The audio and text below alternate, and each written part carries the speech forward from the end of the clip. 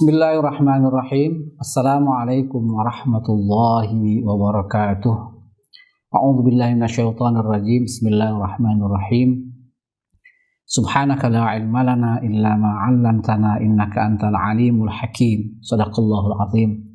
Kaum muslimin yang dirahmati Allah Subhanahu wa taala, para pecinta ilmu tauhid, mari kita lanjutkan kembali pembahasan tentang ilmu tauhid yang kita ambil dari kitab Al-Kharidah Al-Bahiyah yang ditulis oleh salah seorang ulama Al-Azhar, yang buku ini merupakan buku dasar dari ilmu akidah Al-Islamiyah, karena buku ini mencakup dasar-dasar utama dalam pembahasan ilmu tauhid. Seperti yang sudah kita ketahui bersama bahwa pembahasan ilmu tauhid itu ada 3 hal, yaitu pertama adalah tentang ilahiyat, kemudian yang kedua nubuat, yang ketiga adalah sam'iyat, dan semua pembahasan ini ada di dalam kitab Al-Kharidah Al-Bahiyah. Pada episode yang lalu kita sudah membahas tentang sifat-sifat Allah Subhanahu wa taala yang wajib dan mustahil, dan pada kesempatan ini kita akan membahas tentang sifat yang jaiz bagi Allah Subhanahu wa taala. Wa jaizun fi haqqihil ijadu wat tarku. Wa jaizun fi haqqihil ijadu wa tarku wal isqa'u wal is'adu. Ini menjelaskan pembahasan tentang sifat-sifat yang jaiz bagi Allah Subhanahu wa taala, atau hal-hal yang jaiz bagi Allah Subhanahu wa taala. Yang pertama adalah al-ijad, mengadakan. Seperti yang kita pahami bersama bahwa al-ijad ini adalah menciptakan gitu. Jadi Allah Subhanahu wa taala jaiz boleh mengadakan atau tidak mengadakan. Termasuk juga mengadakan dan mentiadakan. Ini jaiz bagi Allah Subhanahu wa taala, karena Allah Subhanahu wa taala memiliki iradah kamilah untuk melakukan apapun dalam kerajaan yang dimilikinya, yang diciptakannya, sehingga Allah Subhanahu wa taala jaiz boleh melakukan apapun yang sesuai dengan kemuliaan dan keagungan zatnya. Watarku, ataupun tidak menciptakan. Nah, ini 2 hal yang sudah kami sebutkan tadi, bahwa ini adalah merupakan salah satu sifat dari iradah Allah Subhanahu wa taala, yang boleh mencipta atau tidak mencipta, boleh menciptakan atau mentiadakan yang sudah diciptakan. Mari kita baca syarahnya.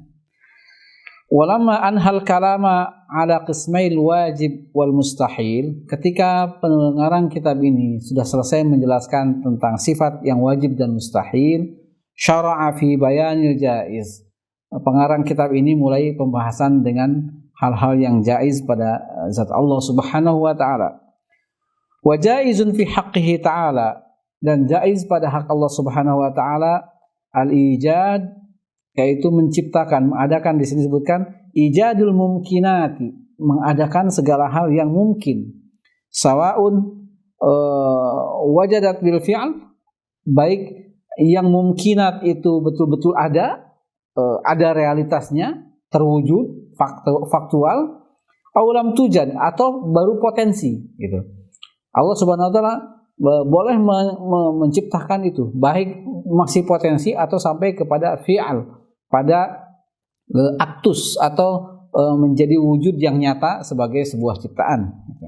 Wal ijadu wal khalqu bima'nan wahid. Jadi al ijad ini sama dengan makna al khalq, yaitu menciptakan atau mengadakan dari tiada. Wa huwa ta'alluqul qudrati biwujudil maqdur. Gitu.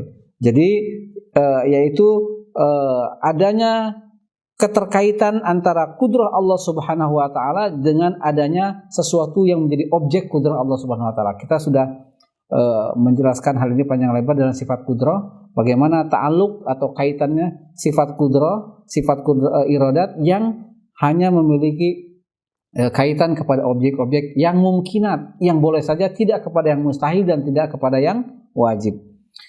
Fa in ta'allaqat bil hayati, jika sifat kudrat ini terkait dengan kehidupan, sumya ihya'an, maka sifat itu atau aktivitas yang dilakukan Allah Subhanahu wa taala adalah ihya, menghidupkan, gitu kan? Wabil mauti sumya imatah, tetapi jika fi'al atau perbuatan Allah Subhanahu wa ta'ala terkait dengan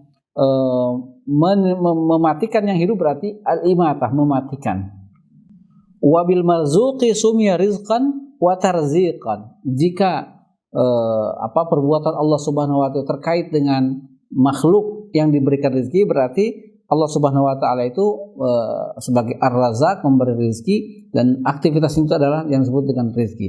Jadi kembali kepada ta'alluq atau keterkaitan antara sifat Allah Subhanahu wa ta'ala dengan objek ciptaan, bahwa Allah Subhanahu wa ta'ala ini jaiz, boleh menciptakan atau meniadakan sesuai dengan kudrat dan iradah Allah Subhanahu wa ta'ala. Itu sifat yang jaiz, dua pasang. Kemudian dilanjutkan wal isqa'u wal is'adu.